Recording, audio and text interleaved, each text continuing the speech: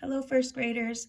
It's Miss Blanchard here to do another geometry lesson with you, but today we're going to take a break from our three-dimensional shapes and we're going to move back towards our two-dimensional shapes or our plane shapes. Now, if you remember, those are the rectangles and the triangles and the squares that we're going to practice with today. So I'm following along with a worksheet that's going to be similar to one that you're going to work on at home with your families when we're all done with our video lesson. And the first thing that my worksheet asks me to do is to use 3 triangles to make one trapezoid. What I know about trapezoids is that there is a line on top and a line on bottom, and they run parallel or across from each other. And then on the other two sides are 2 lines that are not straight. So let's see if I can find a way to make a trapezoid.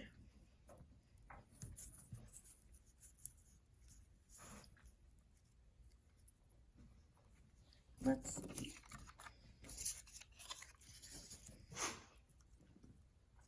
Voila. If it's easier for you to look at it this way, we can flip it upside down.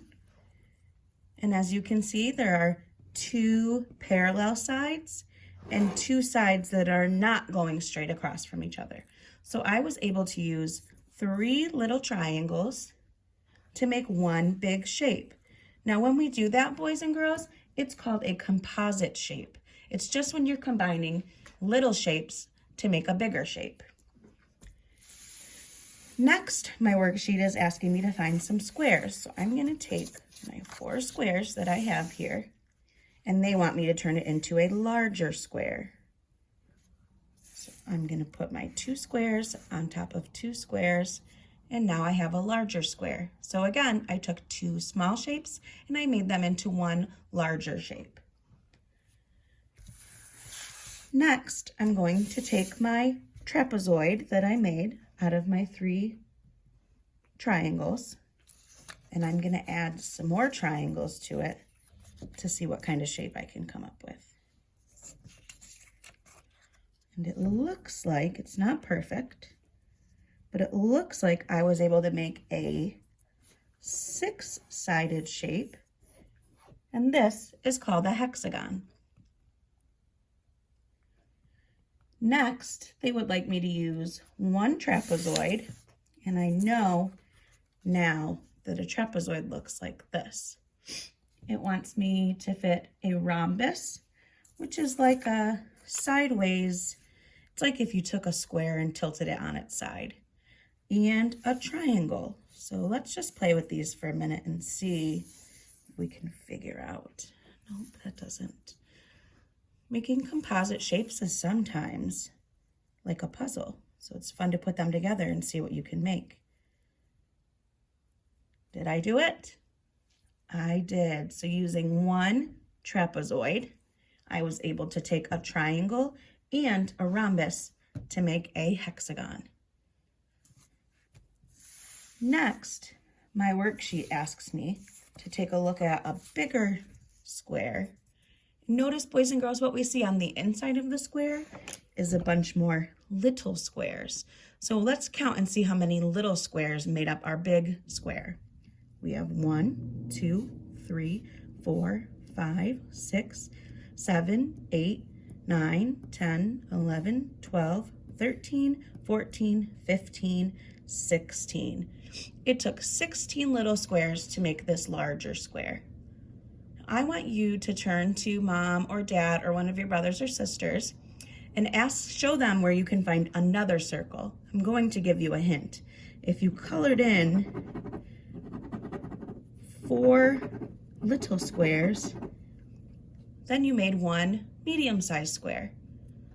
Now I want you to show someone how you could make more squares using just the large square that we have and breaking apart the little squares. So I see 1 square that's made up of 4 little squares. I see another square that's made up of 4 little squares, and you finish the rest.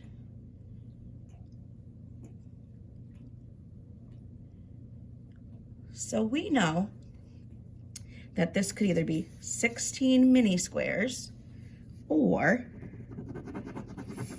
4 groups with 4 squares each to make 16. So we did a composite shape of a large square by using smaller squares. Last but not least, it asks me to take some of my squares and put them together to make a long rectangle. So I did a combination of 1, 2, 3 squares, which gives me a rectangle.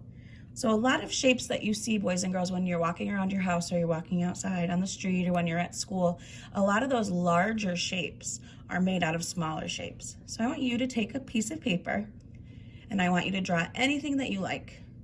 And then I want to see if you can recognize some smaller shapes inside the big shapes that you drew. So if I drew a picture of a house, I see a triangle, I see a square, and I see a tilted square. What was that called again? I think it was called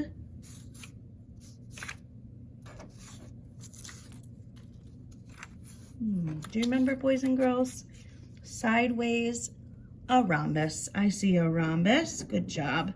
A triangle, a square, and this could be another square or a rectangle. So inside my house, I was able to find 4 different composite shapes, smaller shapes that made a big picture. I want you to take some shapes and see what you can come up with.